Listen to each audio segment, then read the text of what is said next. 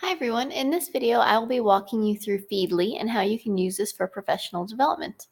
So Feedly is a website where you can organize, share, and read basically websites and blog posts and articles from a variety of sources that you have compiled all in one place. So this is the main screen of Feedly, and you can see that my feed for today is right here, and I can start scrolling through these and I can see all the different articles and different websites that I am following, and I can click on them and I could go through and I could read those articles, or if I wanted to, I could even open it up and go to the website or the blog itself.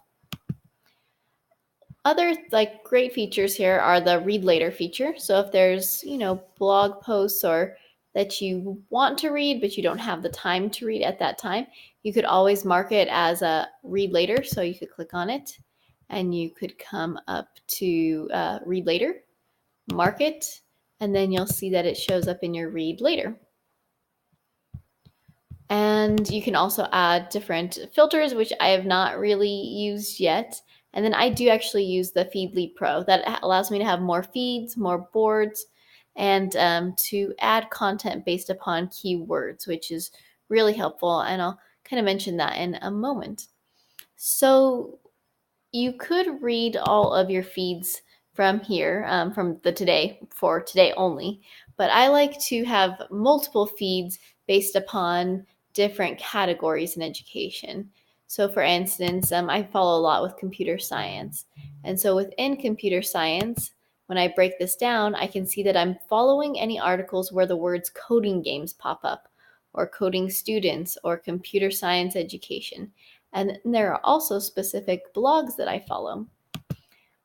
With favorites, these are some of my favorite blogs to follow, and these have all of those blogs listed right underneath here.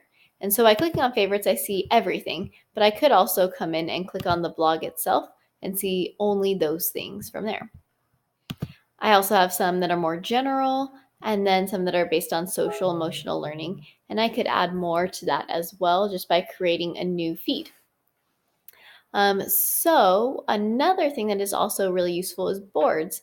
And so I always kind of think of this as a place to store articles that you have liked into specific categories, whereas read later is just going to store all of them there. But I really like to organize my information. So let's say that I want to go through and I want to read a bunch of different articles and share them and retweet them, which was one of my goals, and I haven't been very good at it. So I'm hoping I get back to that. But I could come into here and I could click on the retweet worthy, and all of these don't show up in my feeds anymore because I moved them over here into these boards. I could also see some for computer science, and as I'm done with them, I usually mark them as done so I don't have to go back to them. So as an example, if I'm done with this one, I can just hit the X and it'll mark as read and it will now hide it. And kind of the same thing goes on with the feeds. So this is again the boards where I can store information, and the feeds are all the things I haven't read yet. And honestly, what I do a lot of times is I will go in and I'll actually tag them to go into the board and then just mark the rest as read. So for instance, let's say, which one isn't too long? Okay. So maybe there are some, no, let's not do that one. Let's do Getting Smart. So let's say there are some blogs in here that I like. I could save these two boards and I could say, oh, this is a really great post on just general posts. And so I can click it and save it there. Now when I go over to general posts, I'll see it's right here. Now when I go back over here, it's still there. Well, what I can do if I'm done with it is mark it as read. And then I can even click the X to read it and hide, so it's gone away. Now, all of these are from one website, and if I don't see anything else I like sometimes, I'll scroll to the bottom and just click mark all as read, and just do that after I've already sorted out the articles that I do like.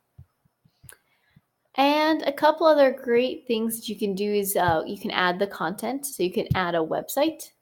So you can see that there's, it kind of starts to piece together what it is that I'm interested in and give you different ideas. But you can type in the URL of the blog or the website that you want to follow. Or if you go back to add content, you could even do a keyword alert. So that's kind of like what I had up here for where it says coding games, coding students. You can have certain keywords that will add them to your feeds once those articles are created. So this is really a very quick kind of introduction to Feedly, but it's a great way to basically add a bunch of websites and blogs and stay up to date on all the different trends in education in one place. So I really like this, and it has a great mobile app as well. And it'll be great for summertime because it'll give you some ideas to take back to the classroom for the next year, and you won't have to kind of be bopping around all the place. It'll all be in one organized location for you to view. So if you have any questions on Feedly, please feel free to reach out to me and I'd be happy to answer those questions. Have a great day.